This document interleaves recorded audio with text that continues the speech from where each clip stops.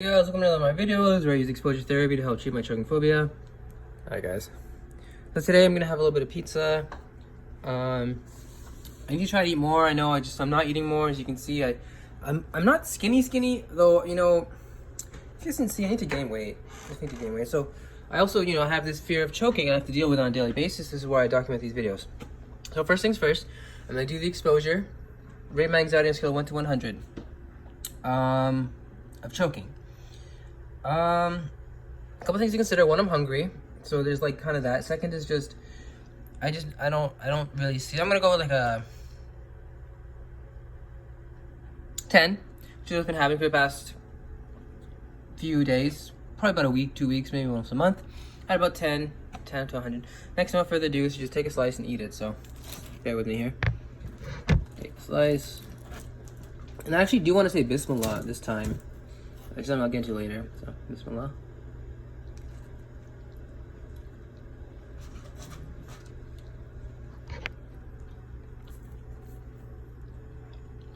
Exposure treatment for anxiety.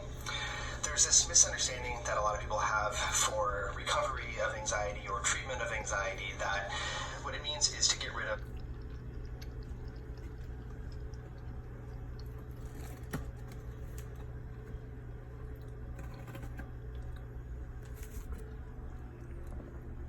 So I'm gonna continue to eat and just stay with the anxiety. And just I know it's boring, we'll watch this guy. all the anxiety sensations that you have, to get rid of, all the panic, all the tightness in your chest, all the worries and everything like that. And that once you find a way to get rid of all those symptoms, then you're recovered and you're going to be okay. And that's just not the case. It's definitely important to have your coping strategies, your breathing exercises, mindfulness, your sort of CBT, cognitive behavioral exercises to restructure and challenge your assumptions about things and decreasing your worry. All those are important and great and vital parts of the scenario. But there's one part that I see in my own clinical work, having dealt with a lot of people who switch therapists to work with me. There's one piece that's missing from a lot of different therapists and just individuals' approaches to treating anxiety, and that is exposure. Because what's really important is also building a tolerance for anxiety. Not just decreasing the amount of anxiety you feel in the moment, but finding a way to help you withstand anxiety and understand that it's not the most dangerous thing in the world and that you're going to be okay. So building tolerance and sort of a shield, a buffer for that anxiety. I just had to get napkins. And that's where exposure comes in. The term exposure means basically what it sounds like: exposing yourself to your feared stimulus, or the thing that makes you anxious, the thing that generates anxiety. And by doing that, by exposing yourself to it, you can sort of take back some control over anxiety. When we have anxiety about a situation, we often tend to avoid it. We either don't go to the place that we're worried about, or don't engage in the activity that we're anxious about, or we go and we do the thing, but we try to escape as quickly as possible, or escape to the world of our phones. We don't really engage with it. And that's because anxiety tells us that that situation is unsafe in some way. If you think about it, anxiety really comes from a place of keeping us safe. It's like your fight or flight response that developed through evolution. That was put into place to keep you safe. If you're a hunter or gatherer out there in the plains and there's a lion that comes out of the bushes, you're going to have to kick your ass into gear so that you can get away and survive, or you can fight back and survive and continue to procreate and all that stuff that cavemen and women did. But basically, the anxious reaction is very related to that fight or flight response, and it's meant to keep you safe. If you think about it in a real life, modern context, anxiety often comes from a place of having kept you safe at one point. Maybe you were in an abusive situation or an unsafe situation in your past, and you learned that you need to be very hyper-vigilant and take in a lot of information from your environment and try to run through scenarios in your head constantly in order to keep yourself safe. But later on, when that situation passes, you don't need that response as strongly anymore. You don't need to think about something and that actually make you have a panic attack. There's actually something called panic disorder, which is when you have a panic attack, a full-blown stress reaction where you're having tightness in your chest, trouble breathing, stomach problems, sweating, having worries, feeling out of control, all of that, and you have a panic attack. But then the fact that you had a panic attack generates a fear of future panic attacks, basically like a phobia of panic, and that can cause you to have panic attacks in itself. You think about going to the store and you worry about the fact that you're going to be in public and you might have a freak out, you might have a panic attack, and you'll have nowhere to escape to, and sooner than you know it, you're already panicking before you left the house. So anxiety really does feed on that avoidance. When we avoid scenarios, we actually support anxiety, we actually reward it.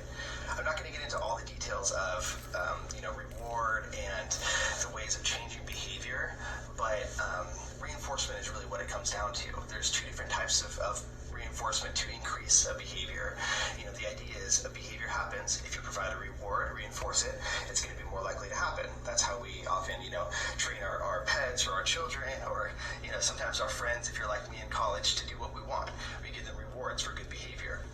Well, that's called a positive reinforcement. A negative reinforcement does not mean a punishment. A negative reinforcement means you're reinforcing somebody by taking away something bad.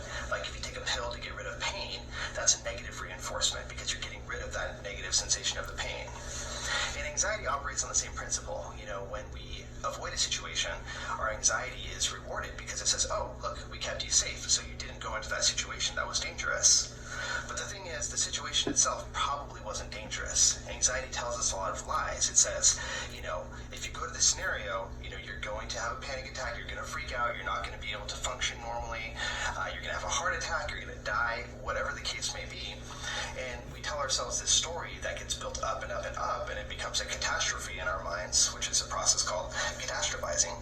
And then we just don't end up going, or we, again, escape the scenario, whatever the case may be for you. And every time that happens, anxiety says, see, I kept you safe. Give me more power. Give me more control. And then before you know it, you're not really controlling your behavior. Your anxiety is. And so the point of recovering from anxiety or treating anxiety is not to just get rid of all the sensations of anxiety that you might feel. It's to stop valuing them so highly and to not let them control your behavior entirely. To say, okay, I understand that I'm feeling some anxiety, but that doesn't mean that I have to do X, Y, Z. I can decide what I want to do next, not the anxiety driving the boat, right? So there's a difference there. It's not just getting rid of all of the sensations. And so one of the ways to do that is by doing some exposure treatment. And this is actually, time and time again, research shows that exposure is the most important element for successful recovery from anxiety. A lot of different treatments for anxiety, for instance, EMDR, which is eye movement desensitization reprogramming, I think is what it stands for. It's a type of therapy for trauma, and basically it involves kind of recollecting about the trauma that happened and kind of some interesting, silly things that you do, like following somebody's finger back and forth or a light bar, moving your eyes very quickly. And the theory has to do with bilateral stimulation of the brain, but what research shows is that part of it is kind of BS. The part that actually makes a big difference is exposing yourself to the feelings that come along with recalling your trauma. Because what you want to do is you want to stand up to your anxiety. You have to have the understanding that anxiety itself is not dangerous. Yes, it makes you feel like something dangerous is going to happen. And of course, if you have anxiety every day, all the time, for a prolonged period of time, yes, it can do things like suppress your immune system or, have some changes to your blood pressure and things like that. But you're not going to keel over and die from anxiety. You're not going to have a heart attack unless you already have a risk of heart disease or something. It doesn't happen like that. Anxiety itself is not dangerous. It's just making you feel like it is dangerous as a means to make you avoid and, to keep you safe, like we mentioned before. So basically, when you do exposure exercises, you sort of call bullshit on your anxiety. You say, look, I'm going to stand right here. I'm not going to push you away. I'm actually going to invite you. You can come on, give me the symptoms, and I'll prove to you that that's not actually going to kill me. So it's sort of an act of courage, which can be very, very difficult, when you do have anxiety, especially if it's something that's deep-rooted and has been around for a while. So it's a tough thing, but there are different ways to go about it. So the two main ways of going about exposure treatment, and these are best done with a therapist, but you can also integrate parts of this for yourself in your own personal journey. But the two main ways of doing it are flooding and systematic exposure or systematic desensitization. Flooding, I'm gonna skip a little bit here because it's repetitive. I've already talked about flooding and systematic exposures. Just gonna flip it a little bit. Hours, and so it's a little bit different than like a normal therapy session or something like that. And it's scary. Like I said, a lot of people with anxiety don't like that approach because the thought of it itself is anxiety provoking, right? When you go into a room and you're like, okay, I'm going to face this head on, that can make you feel a lot of anticipation, a lot of worry, and it can make you scared about it. So instead, what a lot of people opt for is a systematic approach. And so that's the second approach, the one that I'm going to talk about more here, which is, it goes by a lot of different names. You can call it systematic desensitization, you can call it graduated or gradual exposure, you can call it a courage ladder, which is kind of the actual thing that you would build in going through a systematic desensitization protocol, so to speak. And basically, it's similar to what it sounds like. Rather than doing the flooding approach of just facing your fear and letting it wash over you and letting your body sort of down regulate, instead what you do is you take a step-by-step approach and find a smaller version of that feared thing and expose yourself to that, and then go gradually up the ladder until you get to the real thing.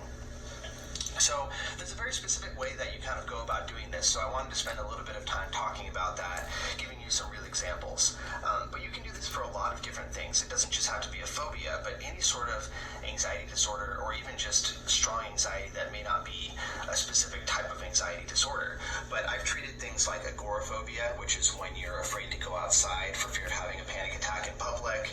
I've treated OCD, social anxiety, panic disorder, a variety of things using this approach along with the other sort of therapeutic things that I mentioned at the beginning.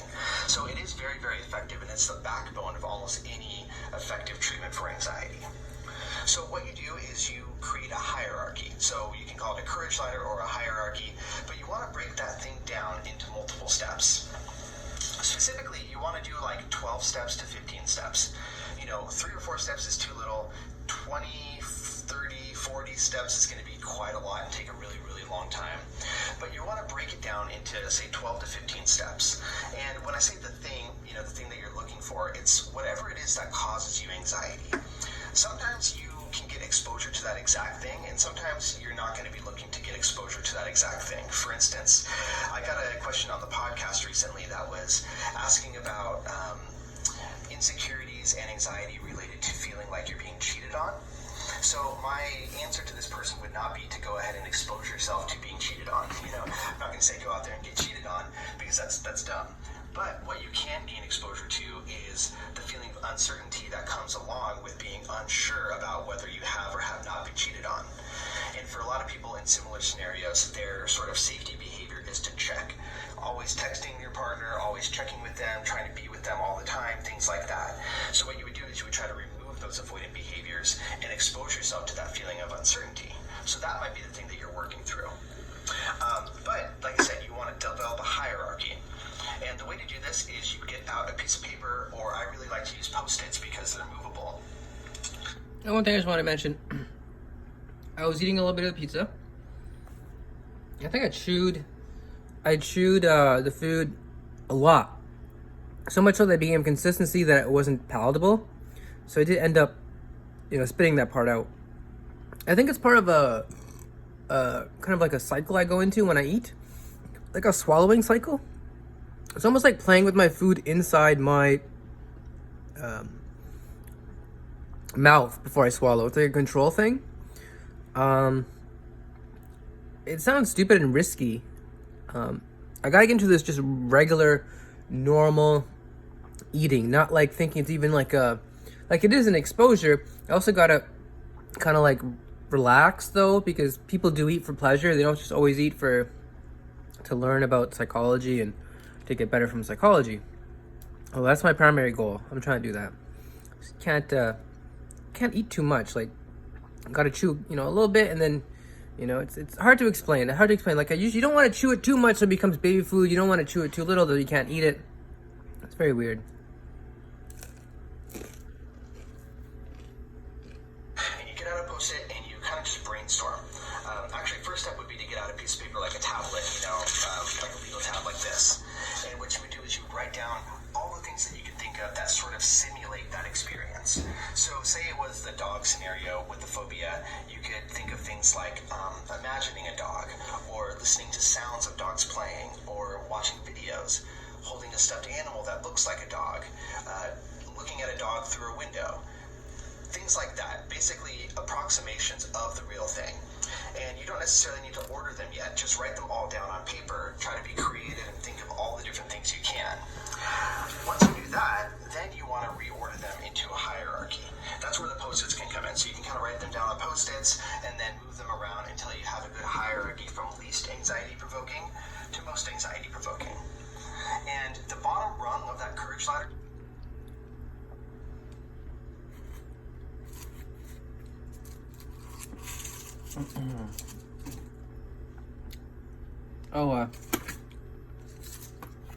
Still here.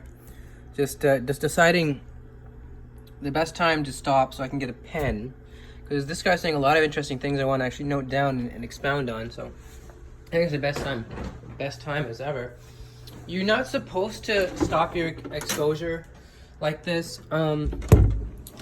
I wouldn't recommend this. Usually you're supposed to be prepared if you want to write something down, if you're, learning about anxiety. So as I said, I wouldn't recommend this. I'm doing it. I'm not saying I'm like, more advanced than most people with their anxiety. I'm simply saying it's not ideal to, do this. And that if you are going to do it, you're going to want to do it when your anxiety is at a more manageable level. Like, don't do this the first time you do an exposure. Do this like maybe the 6th or 7th time. If you're like, oh, I forgot something, I'll get it. Because you want to really be in there. You want to be in the zone, as they say, or you want to be as mindful as possible. Right? You want to be able to, right? Be as mindful, really allow your body to experience the thoughts and all the thoughts that come with it, like I'm gonna die, right? All the horrible thoughts you're gonna feel while you're doing your exposure, right? These horrible thoughts you're gonna get, like I'm gonna die, I'm gonna, choke, I'm gonna, right? So, unfortunately, it doesn't look like I can find, wait, really, I don't have a pen. Oh no, I have a pen. Just give me a second, guys. Is it still recording? Yeah. I have a pen. I'm trying to find out. I had like a gazillion pens. And now they're just, I'm not sure where they went. They were actually, they were, next to,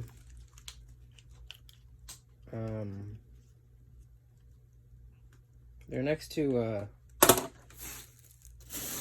my backpack.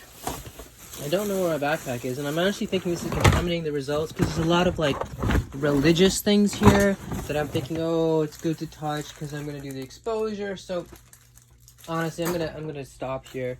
And as much as I would like to find a pen, I'm a bit miffed I can't find one. I'm not gonna give up though. You know what? Take a bite of pizza. I'm gonna go upstairs and get a pen.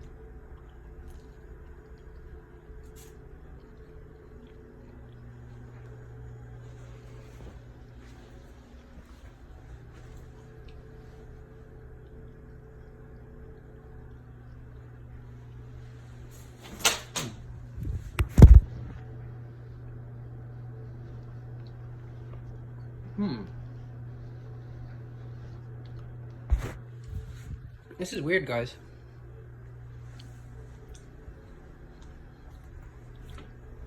This is the second bite I've eaten, and I just realized why. I don't have Coke. I was freaking out. I was like, why am I eating and then spitting a lot of the food out? That's something I usually do if I fear choking, or if the texture is just not agreeing with me. And I realized it's actually because I didn't drink a Coke. I usually have like some sort of liquid while I'm eating. It also reminds me I need to take my pills before I eat. So I'm gonna do that real quick. And unfortunately, since we're here, I'll just talk really quickly about what I want to talk about. Well, I'm not gonna do that. I'm gonna if I remember after the video and after the exposure, right? If I remember after the exposure, I'll talk about it.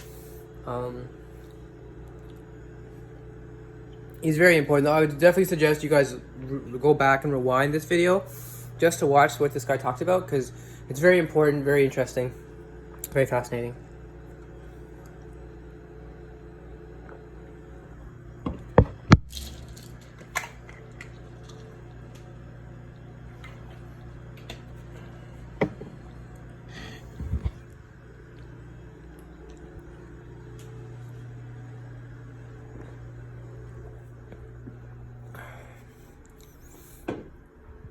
Okay. Okay. Okay. I need to blow my nose. And, of course, I don't have toilet paper at the moment, so. Had to use a towel I had. Alright. Now I feel relaxed. I have to keep going here. Let's talk about this guy. So to speak, is going to be something that generates a moderate amount of anxiety. And we often suggest using what's called a SUDS reading. SUDS, S-U-D-S, which means subjective units of distress. But in this case, basically, it means a 0 to 10 reading of how anxious you feel. So 0 being no anxiety at all, 10 being full-blown panic attack, you can't function. No.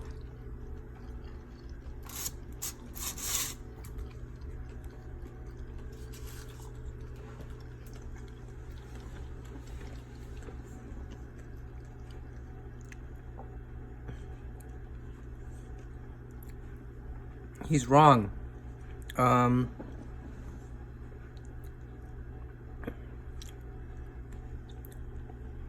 It's not to rate your anxiety. It's to rate your specific phobia that you have for the exposure you're doing. This is very, very important. I think this is a misconception. I don't know.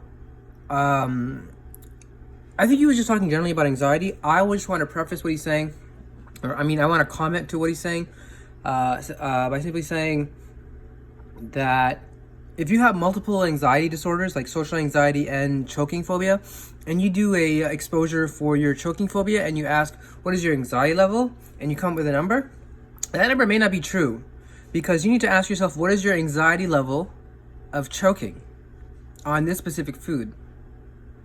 All right.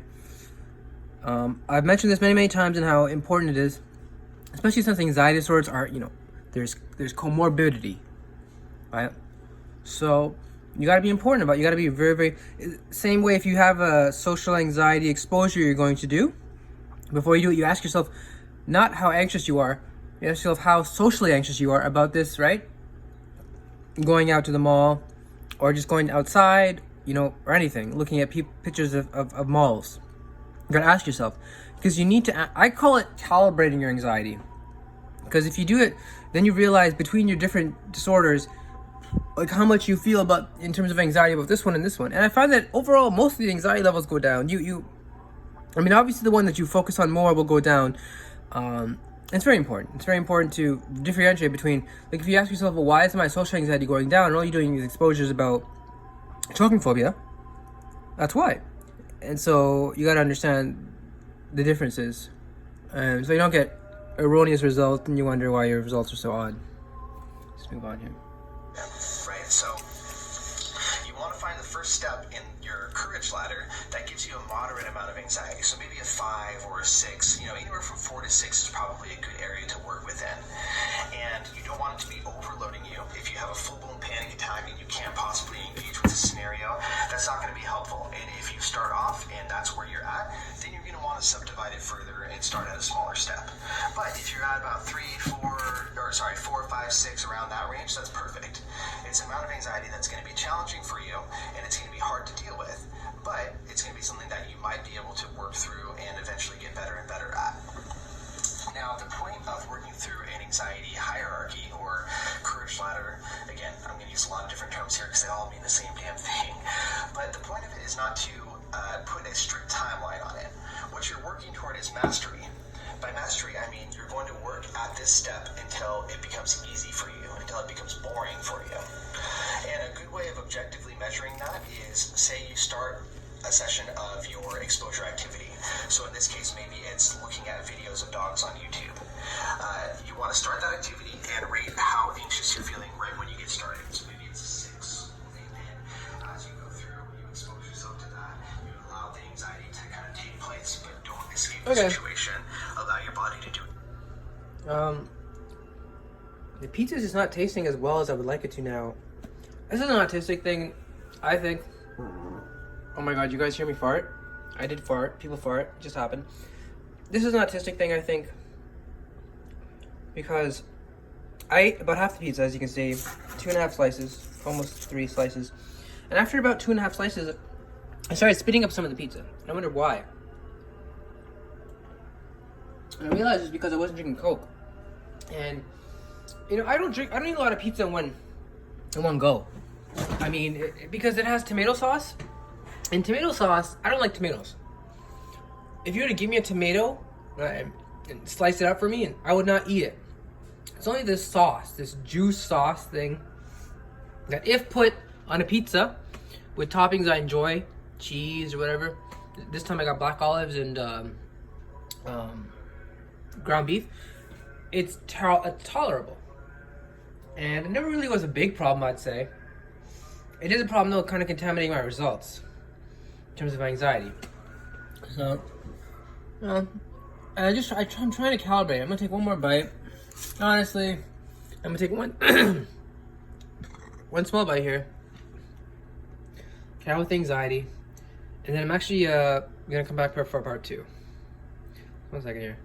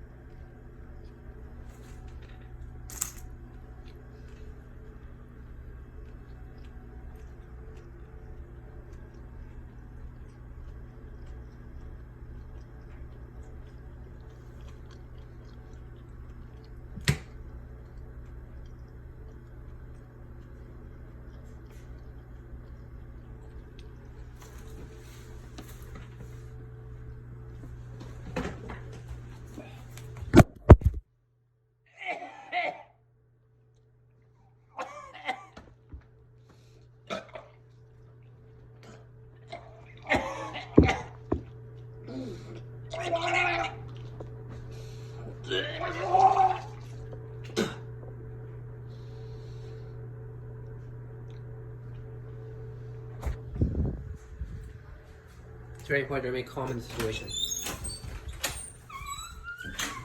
This is live, people.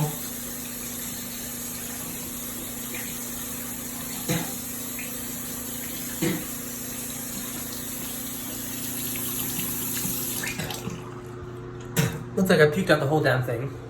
Not sure why. I mean, it happens from time to time. I don't think it was the sauce. I don't think it was the food. I think it was just I ate too much. Like literally, I was very, very hungry, and I ate too much. And when you do that, your body's just not used to it, right? And on top of that, I have this gag reflex that's very, very pronounced. So, if, for example, the textures I was mentioning earlier, if the texture of the food is too mushy, too much like baby food, right?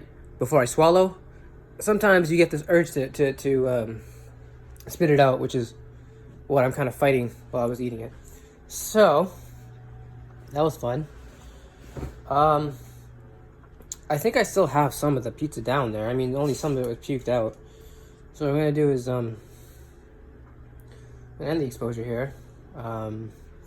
It's at 10, and then I went down. It didn't go down. So unfortunately, because it didn't go down, I have to try to just eat one bite.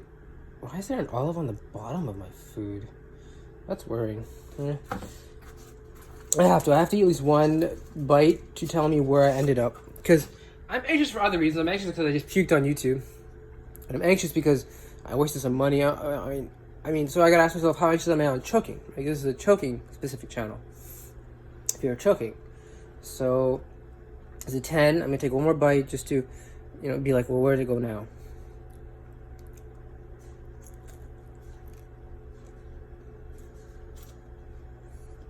Can't.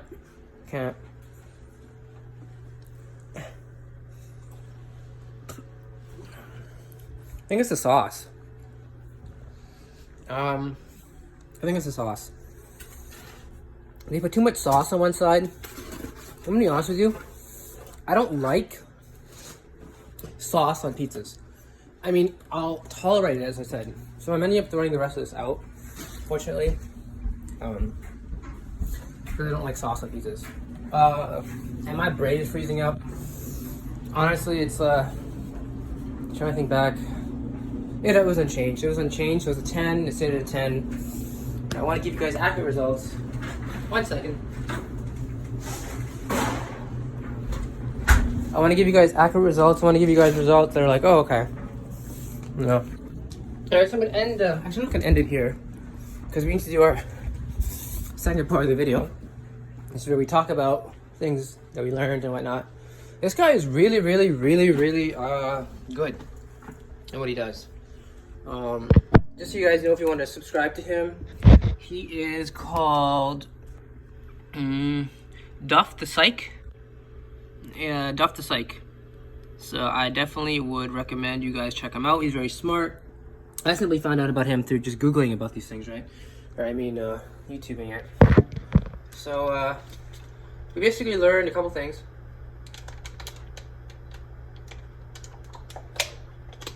Like the first one, I guess. I mean, that, you know, it really rang out to me was this idea of when you do an avoidance behavior, like, for example, not do what I just did, your anxiety will lie to you and say, see, I kept you safe, right? Because what I'm doing right now doesn't seem very safe. I just vomited. Like, I ate a little bit. I mean, I sound all over the place. I'm probably not breathing correctly. I need to relax for a second. The thing is, I didn't choke on this food, right? And that's what this whole channel is about. This channel is about facing your anxiety and allowing it to go over you, allowing it to pass over you. I've heard very beautiful quotes about, like, your anxiety passes over you and then all that's left is you. Those are very nice things. This is it in the flesh. This is that quote, you know, alive. Hold on a second. And so this is who I am. This is what I am. And so part of me is already thinking, not that I've choked and I'm dead or anything, or I'm gonna have a panic attack, or you know, what am I gonna eat later, or do I need to pray to God to lessen my anxiety so that I can, you know, be straight and therefore eat, right, and go to heaven and all those things. You realize that that's not what I'm thinking about. What I'm actually thinking about is, what am I going to eat later, right? Because half my lunch is on the floor. You know, something. What am I going to eat later? What am I going to? Because I told myself, you know, Nizam, I know you're not a big eater. You got to eat at least 3 slices. And I said, no, I can only eat 2. And I said, no, Nizam, you got to eat 3. You got to eat that last one. So I tried for you guys. I really tried. I think I ate about 2.5 with the puke, probably about 2. I never thought I'd actually say that. I think I ate about 2.5 with the puke, probably 2. Yeah, that's a funny statement. That's a really funny statement. And so that's what this guy was also talking about. That when your brain is convinced of something that is actually not fearful, it will continue to be scared of it until you gradually, expose yourself to said situation over and over again until your brain says, oh, I guess I was wrong. Which in a nutshell is anxiety. Alright. That being said, you're going to go outside. I want to read to you guys, obviously. And I know it doesn't seem very popular. So instead what I'll do is I'll go into that book I have. It's called How to Stop Worrying and Start Living. And I'm going to look into the index and see if anything strikes, comes out of me as something I can want to talk about. Because basically what he was talking about in the video is, we basically know all of it. The way he said it, though, that's the important part. Hold on a second, I just want to tie my laces.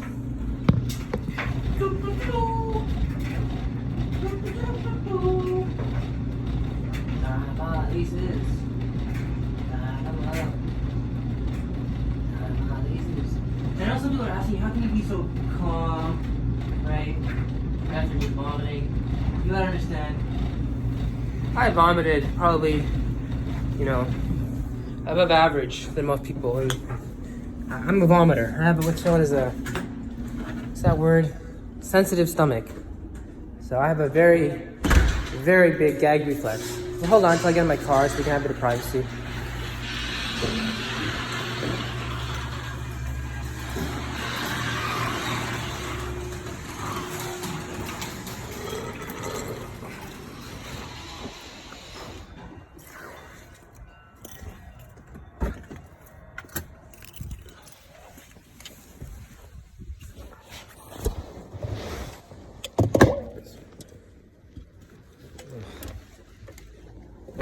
Clean my car.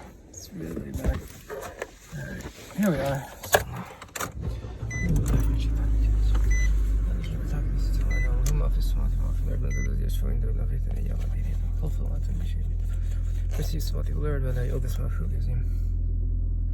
Okay, I'm gonna assume you guys can see me. Because I don't want to make a part 2. I found that making multiple part videos is actually more. I have a headache for me in terms of uploading, because you end up uploading like 3 or 4 parts, and then let's say one of them doesn't upload, and it's just like a big hassle. So I'm gonna try to keep it at 1, maybe a part 2 if something happens. Usually a one parter. All right, next thing we know what to talk about. What does it mean to face your fears if you're so scared? Aren't you already facing them? So this is a good question. And it's one that comes to me. It's one that actually I thought about while I was thinking about what he was saying in the video. He was saying that, the whole point of exposure is to invite the fear in, and right, and say, bring it on, give me all of it, and right, so that you'll eventually allow it to peak and get to a lower level. And so the problem he said that many, patients of his said was, well, I'm already so, how much closer can I get to anxiety? And he said, no, that's not necessarily true. What's happening there is your life is being dictated by your anxiety. You're not so close to your anxiety that you're actually feeling it. Your entire life is affected by it through you assuming, right? How to explain it? Your entire life is you basically kidding yourself into believing your anxiety is not that bad when you do an avoidance behavior. And those things are really, really bad because they'll make your anxiety get worse. A 20 will become a 40 within no time, which will become a 60, and next thing you know, you're on medication or something. And it's all because your anxiety is running you. And people might say, well, what's the cure? You say just be with your anxiety. I'm with my anxiety. No. Being with your anxiety is actually writing it down. Like, okay, so I'm scared of bees. And so let's write down like 5 things that could happen to me related to bees, right? I could be walking down the street and a bee could sting me, right? I could go to a beekeeper and he might get stung and I'd get stung, and the bees might, I get so scared and so excited, I would trip over the bee nest thing and all the bees would leave and you'd get, it'd be a scary thing. And there's other things, like I'd be just, walking around the block and I know it's a park and it's summer, so I see a couple bees, right? And maybe you walk a bit faster because there's bees there or whatever, right? You gotta write them down. You can't just say, I'm gonna just stay with my anxiety because I'm so anxious, I'm gonna know it's gonna come back. No, I know it's gonna come down. It really won't, because you keep telling your anxiety it's true, right?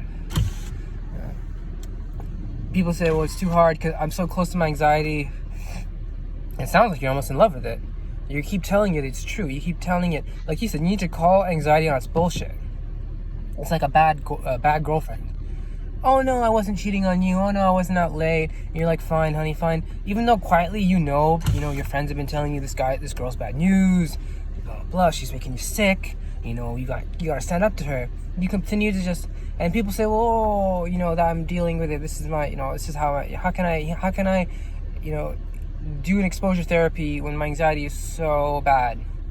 That's what I'm trying to say. You're not actually putting it into the physical world.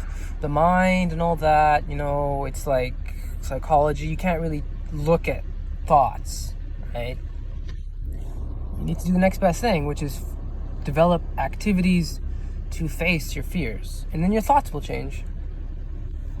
I mean, it's easier said than done. I mean, this is why this record is here, to show you guys it's not easy. There's many times I've puked, there's many times I've cried, there's many times I've thought about, doing things that perhaps aren't the most beneficial for me. And there's many success stories. I'd like to think that most of these videos are success stories of me simply walking in, eating, doing my exposures, and then talking about some psychology and saying, have a great day. And today seems like one of those days where my stomach is a bit sensitive, and I guess I just ate too fast. It had nothing to do with choking. I swear to you guys. I mean, what I want to say is I didn't puke because I felt like I was choking like I usually do, or I spit out the food because I felt like I was choking. I spit it out because of the taste in my mouth, which I guess is a new thing now that I'm eating different types of foods. The tastes are coming, and I have a very bland taste. If you guys don't know, like, it's basically chicken nuggets, fries, bland, no sauces. The worst I would do is like some Pakistani food, and the sauces I've been raised off of, chicken biryani, this and that. I'm basically a bland type of in terms of food. So, it's very different when you're eating all these different foods and you put them in your mouth and you think, oh, especially tomatoes. I've never eaten, fruits and vegetables too much, so. It really was. I ate too fast, and then after sorry, I just want to get rid of some smoke here. After you haven't eaten for a long time, and you eat really fast, you don't really, like the first slice, you guys saw, I ate in I felt like I was eating it faster than I should have. And so when we got to the second slice, there's already a slice in there, and I didn't drink a lot of Coke, and because the Coke kind of like nullifies the taste, you know what I mean? It nullifies any sort of like odd taste, like, oh, it's a tomato. Like, you guys even know when I do my chicken korma videos, my rice with korma sauce, I take out the tomato thing. There's like a tiny slice of tomato. I just don't like tomatoes. I don't like tomatoes. Okay. Potatoes I'll eat. Lettuce I'll eat very, very little, like on a taco. Never a salad. Cucumbers, never. Broccoli, never. Basically any vegetable, never. Fruits, none. And I'm talking fruits or fruit flavored things. Fruit smoothies. Milk, none. Cheese, yes. Milk, none, though. Eggs, yes. Cheese. It's very dependent on the texture. Like I said, eggs, yes. They have to be eggs that have been cooked good. Not runny eggs and you have like some crap toast. They gotta be well done. You gotta have the toast with just a tiny bit of margarine. It's you gotta be relaxed and enjoyable when you eat. You don't just eat, I didn't choke. That's not an exposure. There's also something called just, after a certain amount of time, after a certain amount of exposure, there's something called just like relaxing and also eating, right? Because you're thinking, oh, I gotta lose my anxiety. So you also gotta sometimes think, just relax and just let your body eat and intake nourishment.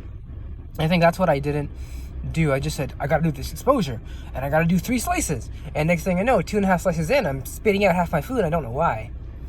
So it's interesting, and I feel kind of like, I need to relax and slow down for a bit, maybe have a Coke and just, not move around too much.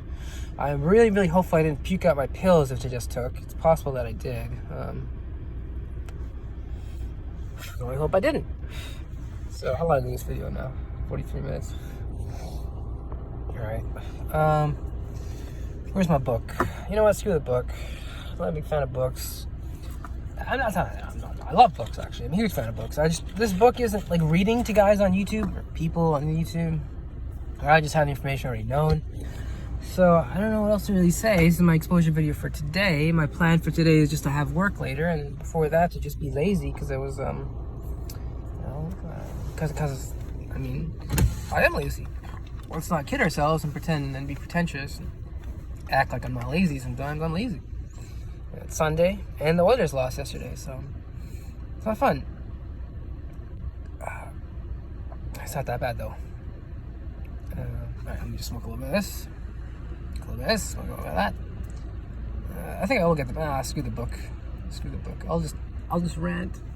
Wait till my neighbors are gone because I don't want them to hear my crazy thoughts. And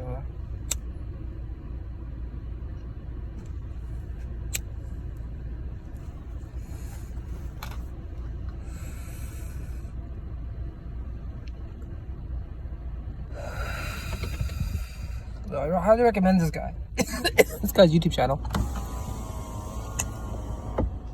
You know which guy I highly recommend as well? He has a YouTube channel. About 3 or 4 days ago, he was talking about his agoraphobia, his fear of like not having an exit, and I think he had some sort of panic disorder as well. He went to a mall to face it, and just the way he explained it really helped explain to me social anxiety more and better. Like with me, I just get like really nervous that everyone's like looking at me and judging, like paying attention to me, like I'm supposed to perform or something. It's a little better once you start going out more and more. I recommend him though. Just look back at my videos 2-3 days ago. He's an English guy. He went to a mall with his wife. His parents, his family dragged him. And he said he loved it. As much as he didn't want to, he pushed himself to, and his family convinced him. And he said, "Yeah, you know, gonna do this exposure," and I did it. Huge fan of exposures, man. I'm telling you, exposing yourself to things that you don't want to do, especially things that make you anxious, is actually one of the greatest gifts I think God could give a human being, because you're allowed to actually face your fears. Like most people get scared, right? If you can develop your anxiety enough, you can get to a point where you could use those same tools in situations that are stress provoking and fearful, like a robbery, or a gunfight. I found in my work, what's that, like reckless driving and things like that. Yesterday, a guy was behind me and I was going too slow, and so he goes to the right lane and just guns it, and it was like snowing out or something. It was definitely some sort of snow rain mixture on the road. So when he was going with his tires, all of that got on my car. The wake he makes, the little, got on the car, got on my windshield. And I wasn't very happy, and he didn't seem to care. He was getting on everyone's car, actually. He was getting on 2 or 3 people's cars, and he didn't seem to care. And I thought to myself, I was like, okay, he honked at me. I'm a slow driver. I've been honked at for being slow. At the end of the day, I'm not going to take it personally. There's a lot of slow drivers out there, and this guy, he didn't seem to single me out. I mean, he honked at me simply because I was in front of him. He would have honked at any of us if we were in front of him, it seems like. And he didn't seem to care or know. That's also possible. He didn't know that his wake was causing that, like, not damage, just, it's rude to kind of like, throw things on people, like, if he can help it. And I'm assuming he could. He just didn't care enough. He cared more about just going than about, or, hurting someone, or, slighting someone, or just being, I mean, some people think it's rude, some people don't. Like, I think it's rude, and I think most people do think it's rude. Some people think though, hey, you shouldn't be out walking if it's this bad anyway, right? You're gonna get mud on by a car. So I just don't believe that. I mean, people believe that, and they're so rude. I mean, some people don't have cars, so what do when it snows? They just stay home all day? I'm very lucky to have a car. And, I remember times I didn't have a car and it sucked. So that's rude. It's not nice.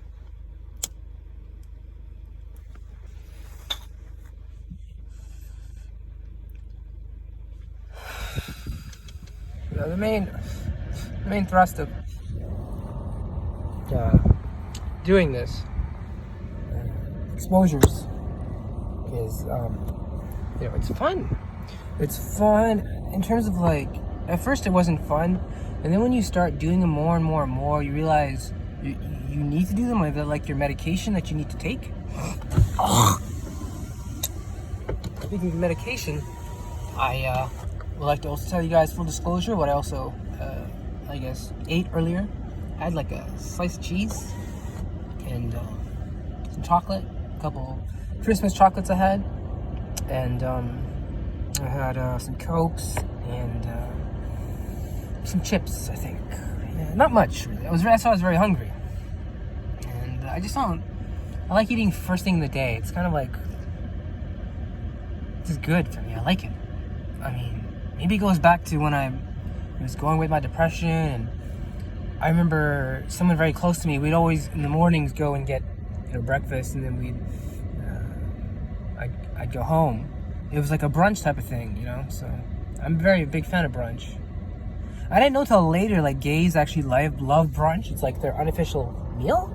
I don't know why that is. I mean, I'm bi and I like brunch, so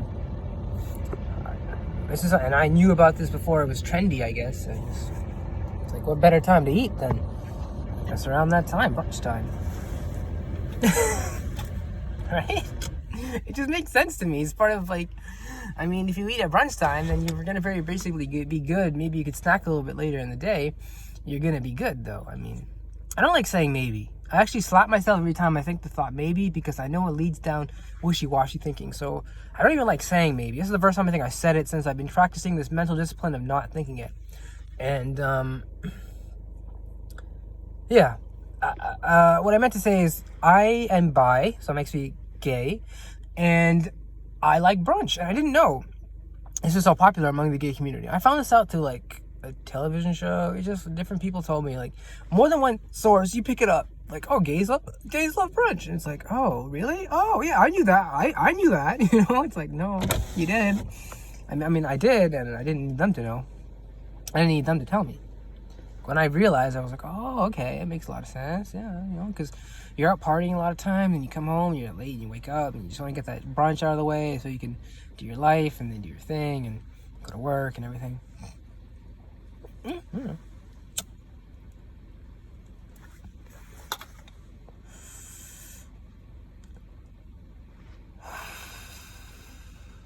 So, that's that. I think I'll end it here.